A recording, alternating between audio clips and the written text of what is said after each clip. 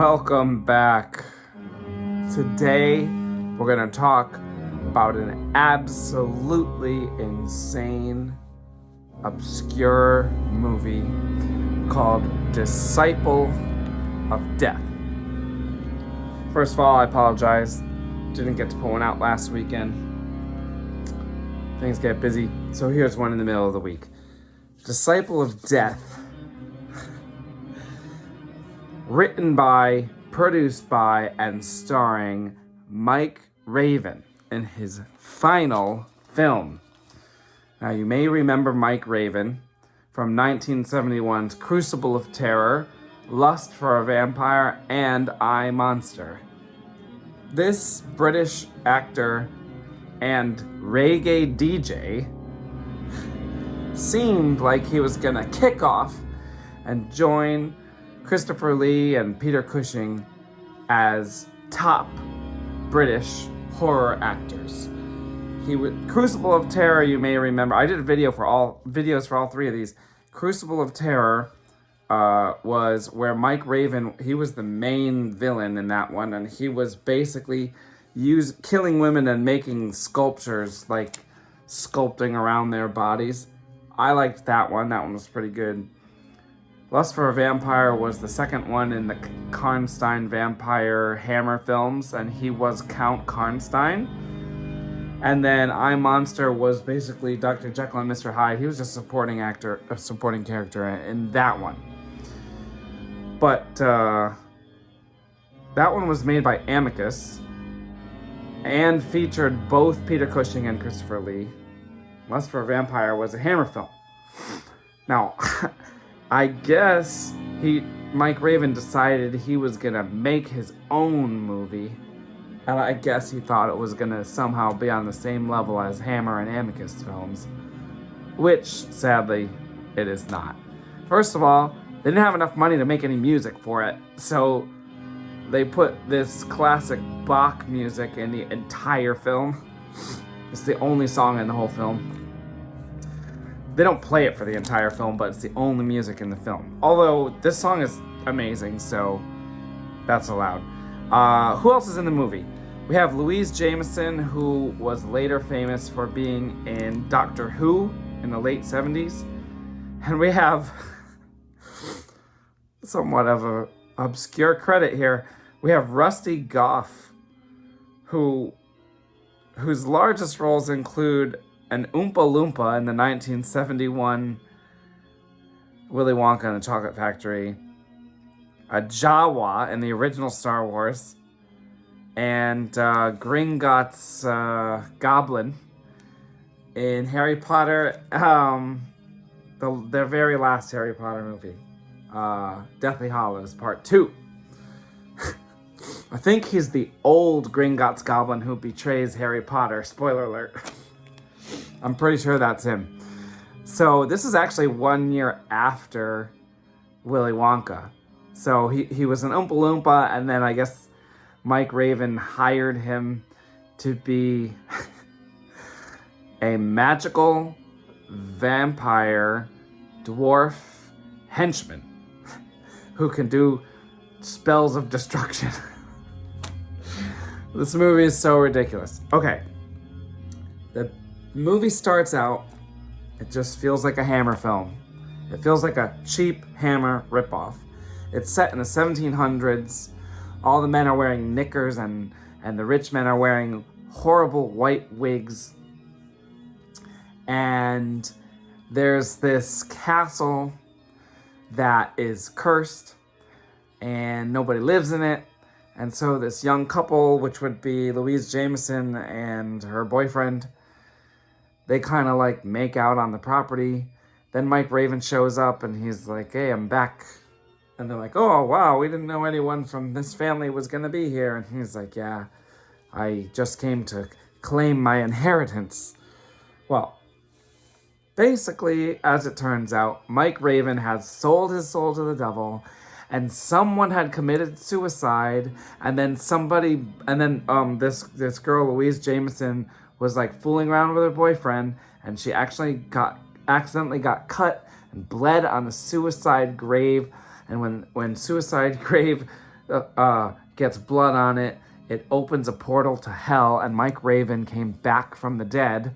So Mike Raven is an undead, damned soul who has the power to kill women and turn them into zombie slaves. And the curse will be broken once he can get a woman to sacrifice her life for him. So he tries to seduce Louise Jameson. I think her name's Betty or something like that in the movie. He tries to seduce this other girl named Ruth, who is actually Louise Jameson's boyfriend's sister. And he almost gets her to break the curse, but then she refuses, and so she just becomes a zombie slave. Then the boyfriend has to save his girlfriend. This is all, by the way. But before I go further, 7 out of 10. Literally everyone I've read hates this movie, but I think it's awesome. It got really poor reviews when it came out. I am assuming that it was somewhat well known when it came out because Mike Raven was kind of on a roll at the time. He did 3 big British horror movies. Well, no, actually, Crucible of Terror was not a big one, but Lust for a Vampire and I, Monster were like mainstream British horror films. And so this was like his next one. And he produced it along with the director whose name, I think it was Tom Parkinson. This is the only movie he ever directed. He produced this and 2 other movies that weren't horror movies that were even more obscure than this one. They created some kind of production company, and if you watch the film, it's streaming on YouTube right now in a fairly poor quality, like worse than VHS quality. It's the only way you're gonna see it. If you look at the title screen, it does like say the name of the production company, but it's obscured because it's in poor quality. And I think it was Chromage. I couldn't really read it. Chromage Productions. Anyway, it was distributed by Target International. Target International was a British company that mainly just imported movies from other countries, including The Red Lips, also known as Daughters of Darkness from Belgium, and The Devil's Nightmare from Belgium.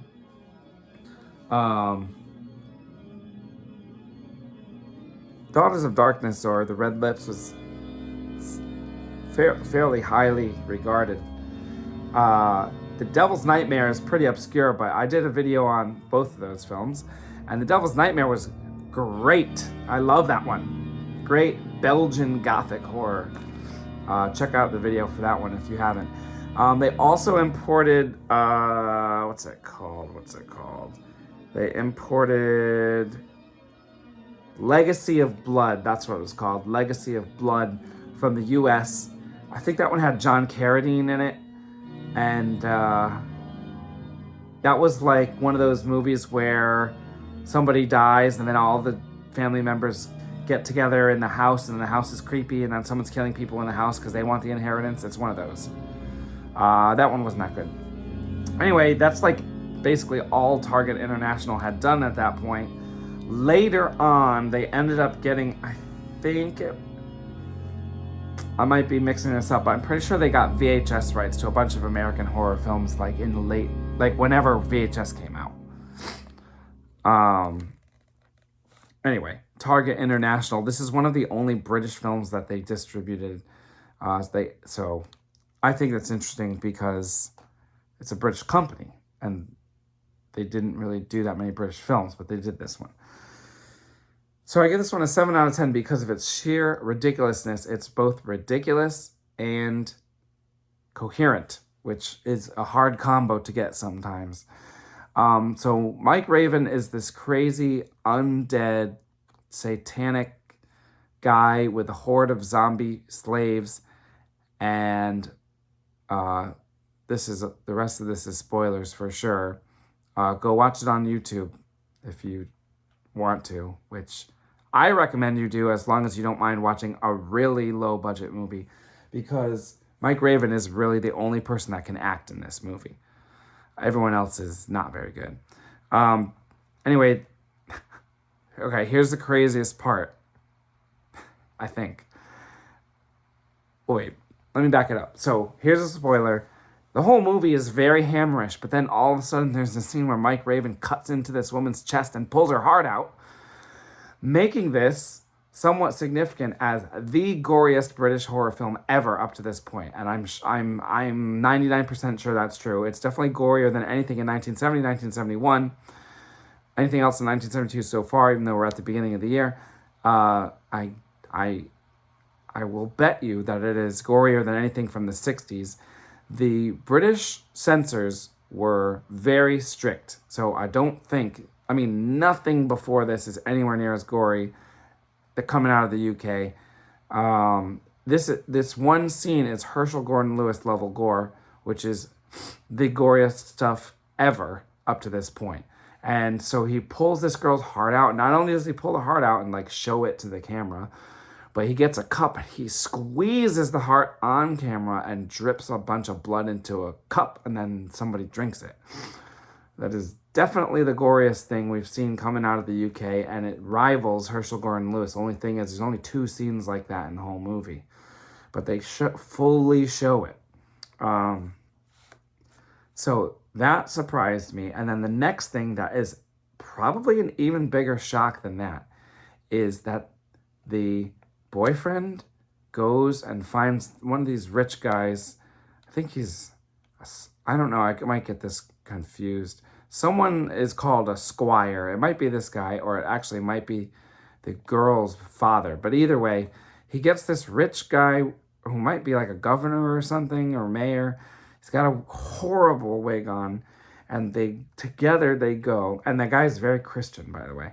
Together they go to get help from, are you ready?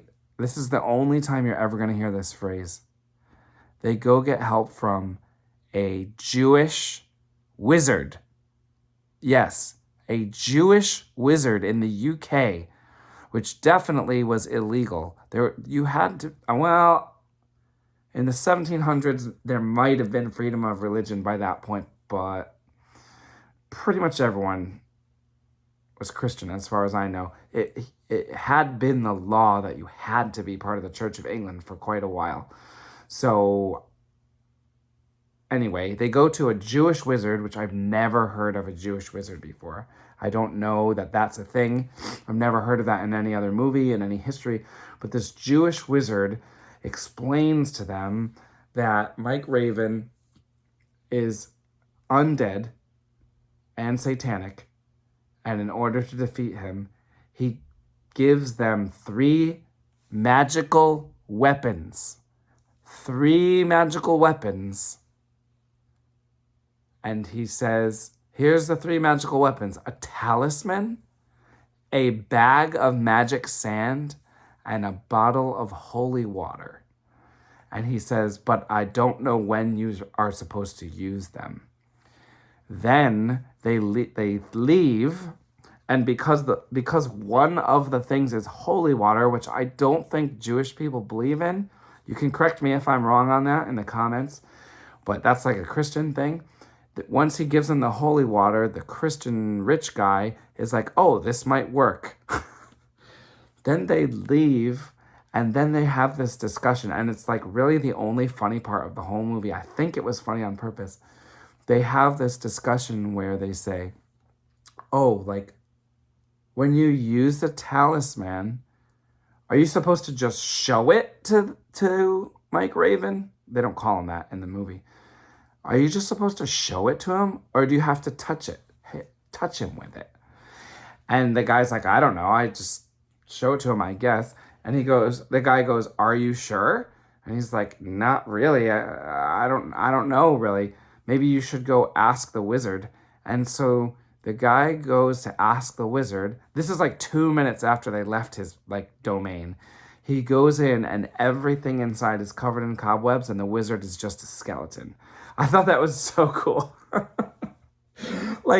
People probably think that's dumb, but I think it's great. I'm a sucker for skeletons, and it's just so wacky. Why is there a Jewish wizard living in a cave? And then when you leave and come back, why is he a skeleton? But they still have the weapons. So like he was real. Then they have to go fight. They have to go fight Rusty Goff, the magical vampire dwarf henchman of Mike Raven that just appears only in the final 15 minutes of the movie. He tries to light them on fire, but they use the holy water to put the fire out. And then he tries to flood them, and they use the bag of magical sand to repel the floodwaters. And by repel the floodwaters, I mean they play the flooding in reverse. Then they go bring the talisman, and they have to defeat Mike Raven at the end, which is like, okay, but actually them fighting the vampire. Oh, and even though they survive the fire and they survive the flood, he like hops onto the rich guy and takes a giant bite out of his neck. In fact, if you watch it on YouTube, it's like cropped, like, what do you, it's cropped like almost like a square, like, like old school TV formatting. And so he takes a bite out of the guy's neck, and you can tell that it's like gushing blood, but the bite is only halfway on the screen. I assume they were like told that they couldn't show that or something, and so they could only show half of it. Anyway, I've told you about all of the best parts, but you really got to see it for yourself. And by now, anyone who watches these knows that I give the spoilers after a little warning, so I don't feel bad. Absolutely ridiculous movie. I think I appreciate it, seem to be appreciating it more than like anyone else who's ever written about it. Oh, one more thing. If you look on IMDb or Wikipedia, it says that the large media company Embassy produced this. That is not true.